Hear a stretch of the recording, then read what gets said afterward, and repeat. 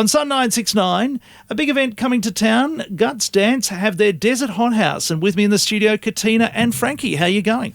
Yeah, good, Thank you. Tell us a little bit about Desert Hot House. Well, Desert Hot House is the biggest thing that Guts has ever undertaken. We're a locally based, founded and run contemporary dance organisation, and we do a number of things. We work a lot with young people. We run a program called Alice Can Dance, and we do a lot of work with young people in the community. We are an artist incubator, so we have artists from all over Australia who come in and use our studios and work with us to kind of hone their skills and practice and create work that they then take back to their homes. And then we also make professional touring dance work. So this is what Desert Hot House is. And Desert Hot House is going to see 3 brand new works of contemporary dance, full-length shows, so between 45 minutes and an hour, premiered in one kind of epic contemporary dance event. So we've been working on this for about 6 years on and off. Arts funding takes a long time to kind of accumulate the right amount of resources to get the thing happening. It has an overall team of about 28 artists, technicians, designers, performers, producers on it.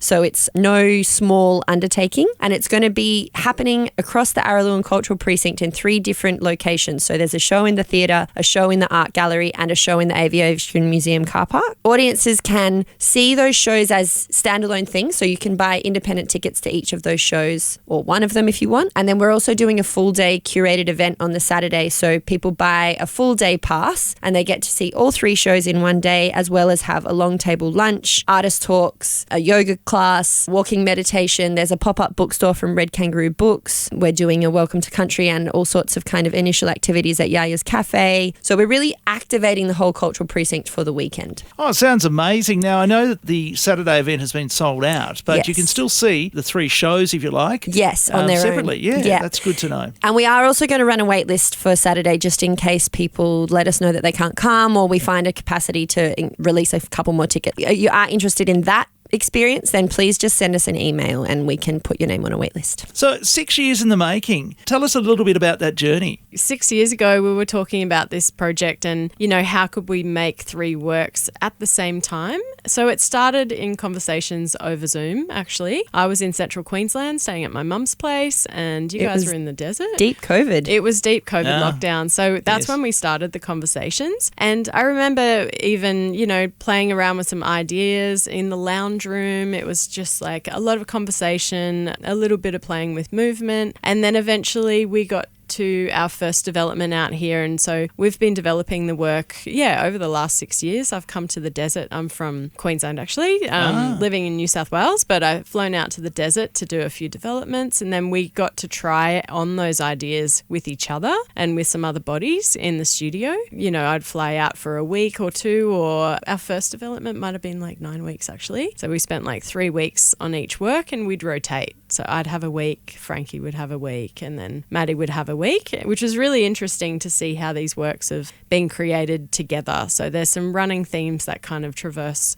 across all 3 works, but they're each quite different as well in their own sense. So it's been really amazing to have a really long gestation period of creating a dance work, and every year considering how it might be relevant or even more relevant today as the world evolves and progresses and different events happen which affect how people might see and feel and understand the dance that we make. Did you expect it to take 6 years? Probably not. Yeah. So it wasn't like, we've got a 6-year plan, we're going to do this in year 1, year 2. Well, actually, Nigel, to be honest, there was a bit of a 6-year plan, and originally we were going to just do the initial development in person. So that happened in 2022, and we have 2 really amazing First Nations creative producers that are working on the work with us, Erica McCalman and Ping Flynn, and they were kind of guiding the thought processes and massaging all of our ideas. And the plan was that we would figure out which one was the strongest, and it takes about 2 years to make a work just to get the resources, and everybody's scheduling and blah, blah, blah. Artists are busy. So we thought every 2 years we'd do another work. We would take 6 years to unveil them all, but every 2 years we would just work on a different one. And then at the end of the first big development period that we came together for here, Ping and Erica kind of looked at us and went,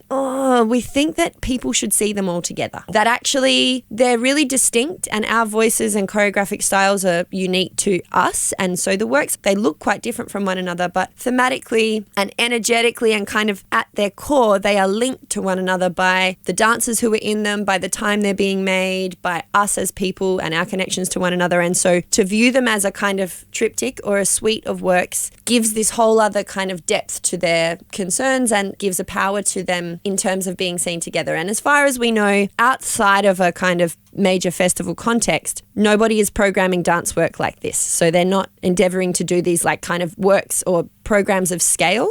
And we're really, really proud to be doing that here in Central Australia because we know that our audiences and our community are really brave and they're really like willing to see something they've never seen before or get engaged with something that might be challenging or new. And so it's a really amazing place to unveil new ideas. And so we feel really excited. Do you think it could be taken somewhere else? Like, could you take it on the road if it goes really well? Yeah, that's the plan. Okay. Guts have a history of premiering our work here. So we always premiere our work here for our home audiences first.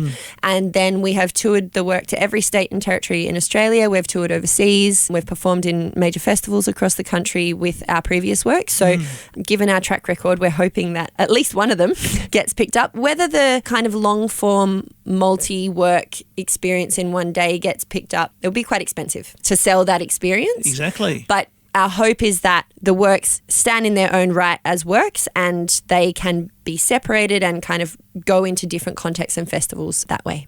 So how many people involved in the performance?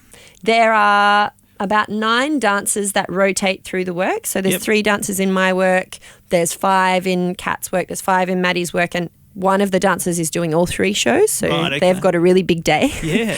So if you took that on the road, that'd be pretty expensive. Well, absolutely. You need your own bus. Yes, that would be awesome. Yeah. If anyone wants to give us a bus, that would be great. There's probably one sitting in someone's paddock around somewhere. Surely. Yes. You just got to spend about $10,000 fixing it up. Yeah, well, we'll find the 10 grand if you give us the bus. Yeah. Maybe the old Priscilla bus is sitting out there somewhere. That would be amazing. Well, look, it sounds like an amazing event. Full credit to you guys for giving it a go. You've obviously been around a while doing this sort of thing, so you know your way around the scene. It's such a big effort. So I'm exhausted thinking about it for you guys.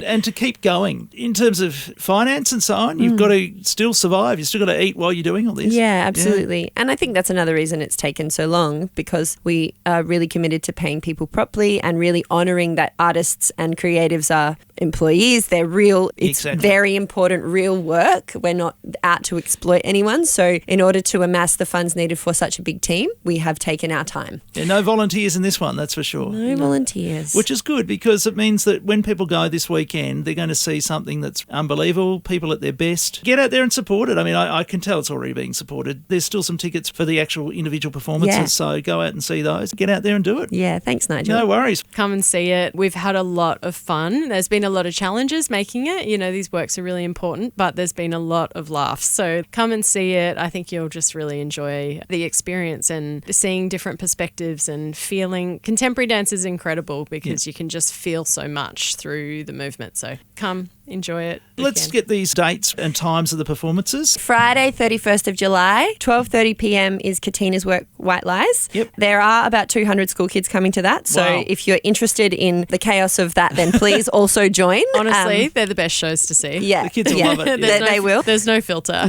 No. And then Friday night is Maddie's work, Public Property in the Aviation Museum car park. Saturday, August 1st is the full curated day. So that is currently sold out, but you can buy individual tickets to Katina's show because there's a larger audience capacity for that. So that's 2 p.m. on Saturday for Katina's show. And then Sunday, the 2nd of August, My Work Territory will happen one last time in the gallery at 2 p.m. There you go. So get your tickets where? You can get your tickets at the Araluen Arts Centre website, or you can also visit gutsdance.org.au and that will take you straight there. Follow us on Facebook and on Instagram, and we're keeping all of our socials very up to date with the latest information. Katina and Frankie talking to us today about their big event. It is the Guts Dance Desert Hot House. That's it. Thank you so much for having us. Cheers. Thank you.